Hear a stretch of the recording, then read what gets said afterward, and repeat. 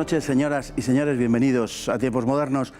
El proceso de decadencia del Imperio Romano fue un episodio prolongado en el tiempo del que resulta difícil precisar tanto su comienzo como su final. Debido en parte a cuestiones de carácter interno, fue la masiva irrupción de los pueblos extranjeros, que es lo que significa el término bárbaro, lo que precipitó su desmoronamiento final. La península ibérica fue invadida por algunos de ellos, que aparte de los visigodos, también dejaron su huella en nuestra historia. Desde el siglo III, las condiciones que prevalecieron a lo largo del territorio del Imperio Romano, sobre todo en su parte occidental, fueron empeorando con celeridad. A la anarquía política se le unió un declive económico cada vez más acentuado y para la época de Diocleciano ya se observaba un proceso de ruralización, de abandono de las ciudades y de veloz desaparición de las rutas comerciales. El cese de las conquistas desde ese siglo III impedía que siguieran afluyendo los esclavos, como hasta el momento había sucedido, lo que resultaba particularmente grave en una economía que, como la romana, se apoyaba en el esclavismo. Esa falta de esclavos comenzó a prefigurar una de las características de la sociedad medieval, al surgir el colonato. Ya en el último tercio del siglo IV, los visigodos se habían asentado dentro de los límites del imperio en calidad de aliados de Roma, a fin de servir de freno contra la amenaza de los pueblos germánicos situados al norte del limes Rin-Danubio. En el caso de Hispania, en poco tiempo se convirtieron en los dueños de la península, ante la ausencia de autoridad propiamente romana, actuando como árbitros de la situación. La irrupción de los vándalos, los alanos y los suevos dio el golpe de gracia al menguante dominio romano en Hispania, hasta suprimir las estructuras políticas hasta entonces conocidas. Solo sobrevivieron las eclesiales. Los alanos constituían uno de los principales grupos entre los que habían traspasado la frontera del Rin a comienzos del siglo V. Se trataba de un grupo poco numeroso, de lo que muchos habían quedado en la Galia, de modo que es posible que los que llegaran hasta Hispania no pasasen de los 30.000 individuos. Son poco conocidos, pero se trataba de un pueblo que vivía para la guerra y que profesaba un paganismo místico que incluía las artes de la adivinación. Establecidos en la Lusitania y en la Cartaginense, fueron eliminados finalmente por los visigodos. Los vándalos se dividían en asdingos y silingos. Estos últimos, más poderosos que los primeros, aprovecharon su fortaleza para instalarse en la Bética, que era la provincia más rica de la Hispania romana. Solo se asentaron en Hispania durante 20 años, los que van de 409 a 429, hasta que cruzaron el estrecho de Gibraltar, empujados por los visigodos, y establecieron un potente reino en el norte de África que dominaría el Mediterráneo occidental durante un tiempo, llegando hasta el saqueo de Roma. Los vándalos asdingos les seguirían, e incluso un pequeño contingente de alanos. Vándalos, alanos, suevos y visigodos componen los pueblos de la era de las migraciones, asentados sobre la Hispania romana debido a la debilidad de esta. Los tres primeros han dejado escasa huella arqueológica, pero no podemos olvidar que tuvieron un cierto impacto en nuestra historia. Tenemos esta noche a Daniel Gómez Aragonés, que es un autor de un interesantísimo, se lo aseguro, libro sobre la presencia de los bárbaros en España, sobre ese periodo de la historia al que nos estamos refiriendo, el final del imperio y el comienzo de la presencia bárbara en España. Bárbaros en Hispania se llama el libro, suevos, vándalos y alanos en la lucha contra Roma, se subtitula, publicado por La Esfera de los Libros. Don Daniel, muy buenas noches. Bueno, en primer lugar, felicidades por el libro porque es excelente. Muchísimas gracias, muy bien hallado, don Fernando. Y para mí es un gustazo, un honor y un placer y un privilegio estar aquí con vosotros. Pues el mismo que para nosotros. Bueno, en fin, el libro describe esa irrupción de los pueblos bárbaros, su asentamiento en Hispania. Concretamente, en general los bárbaros se asentaban dentro del limes de las fronteras del imperio y les eran entregados, y esto creo que tiene una gran importancia, tierras, federándose con ellos, tierras para su explotación. En el caso de Hispania, los visigodos se quedaron con las mejores tierras de los hispanorromanos. A ver, es importante, yo creo, contextualizar, ¿no? Porque estamos en una época muy cambiante y es algo que procuro hacer en el libro y dejando muy claro cómo van los procesos, porque hay veces que de un año para otro puede cambiar muchísimo la situación geopolítica.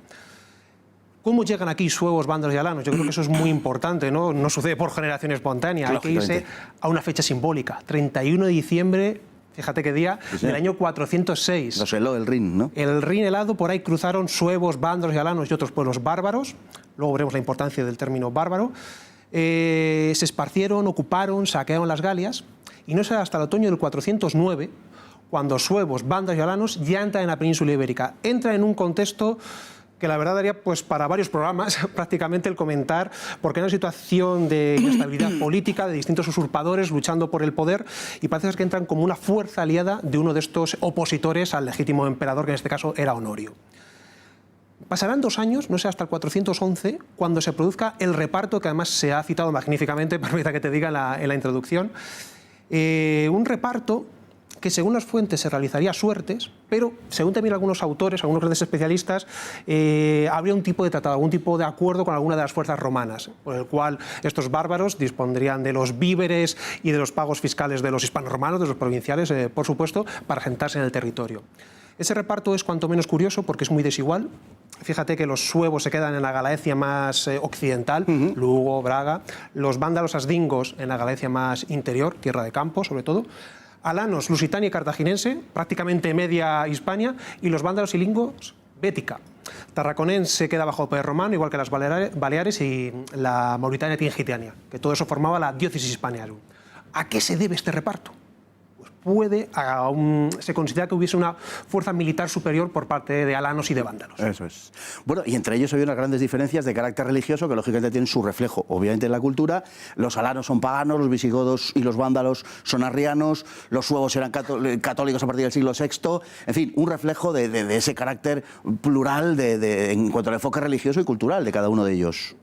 Es muy importante, Fernando, la cuestión religiosa en este periodo. Tenemos que salir un poco, hay que salir de nuestro paradigma de hombres y mujeres modernos del siglo XXI, donde hay veces incluso que las creencias han quedado como algo secundario y aquí no. Para entender bien esta época hay que meterse dentro de la mentalidad de estas gentes y saber que para ellos la religión era una cuestión muy importante. Como bien has dicho, los alanos eran paganos, un paganismo además muy asociado al mundo de la guerra, una cuestión esencialista, identitaria de este pueblo. Muy místico, ¿no? Y muy adivinatorio. Muy especial porque además lo cita algún cronista romano, Ammiano Marcelino, que no custodian templos. Esto creo que le va a encantar a los espectadores. No custodian templos y para rezar cogían una espada, la desenvainaban, la clavaban en el suelo y eso era un altar. Fascinante, yo creo, espectacular. En el caso de los suevos tuvieron un vaivén religioso muy especial porque pasaron del paganismo germánico al cristianismo en su versión arriana y católica, arriana sobre todo por influencia visigoda. La religión también es usada como un arma de sometimiento, de conquista, y luego finalmente el catolicismo. En el caso de los vándalos se mantuvieron de un férreo arrianismo también importante para aquel espectador que no lo sepa. Un arriano el tema de Santísima Trinidad no le cuadraba, ¿vale? Es la gran diferencia, con el tema teológica con el catolicismo. Los vándalos permanecieron hasta su final, hasta el 564, como fieros y fieles arrianos, y los visigodos sí tendrán ese cambio también del paganismo germánico, arrianismo, al catolicismo en el tercer concilio de Toledo. El arrianismo también en muchos casos por estos pueblos germánicos se ha utilizado como un arma diferenciadora del catolicismo preconizado, en este caso, por los romanos. Yo creo que estos procesos religiosos es un claro ejemplo de lo fascinante que resulta esta época. Los alanos, por ejemplo, procedían de una zona al este del río Don, es decir, que estamos casi en la estepa calmuca, entre el Mar Negro, el Mar Caspio, y era una especie de confederación de pueblos que se van moviendo en función de que son empujados a su vez desde pueblos del este, que es algo, y le emplazo a esto, don Daniel, de lo que deberíamos hablar en otra ocasión, de todo ese tipo de pueblos no germánicos que vienen empujando. Bueno, pero es el caso de los alanos, ¿no? Los alanos llegan hasta Europa central y occidental, empujados, como una confederación de pueblos, ¿no? Es importante, muy bien señalado, Fernando, de dónde vienen los alanos. ¿Por qué? Porque no hablamos de germanos en Hispania, no hablamos de invasiones germánicas, no hablamos de inmigraciones germánicas, hablamos de bárbaros. ¿Por qué? Porque algunos de estos pueblos no son de origen germano. Uno de los mayores ejemplos son los alanos. Exacto. Los alanos vienen de un pueblo estepario, de esas estepas en contacto entre Europa y Asia. Tienen un origen iranio estepario que comparten con otros pueblos, lo que a veces un poco dificulta su estudio, porque hablamos de escitas, hablamos de sármatas, de taifales, de los propios alanos. Ese empuje, en este caso que citabas, viene provocado por un pueblo más oriental todavía y que algún autor definiría como más bárbaros que los bárbaros, entre unas comillas gigantescas, y me refiero a los famosos hunos. Los hunos provocan lo que podemos considerar un efecto dominó. dominó sobre estos pueblos esteparios y sobre otros pueblos, en este caso germánicos, que provocarán su entrada dentro de los límites del imperio. Si me permite, sí quiero señalar sobre los alanos que no todos corrieron la misma suerte o no todos tuvieron el mismo final, porque sí tenemos alanos en Hispania, pero también hubo otro grupo de alanos que cruzó el 406, que se quedaron en las Galias y que participaron activamente de la vida política del Imperio Romano a lo largo de todo el siglo V. Bueno, comentabas precisamente cómo marcaban el templo clavando una espada y haciendo las veces de altar allá donde la clavaban, pero los alanos, y es una forma bastante gráfica de explicarlo, no dejaron estructuras estables, eran muy escasos en número, en fin, era un pueblo nómada. Nómada, es fundamental.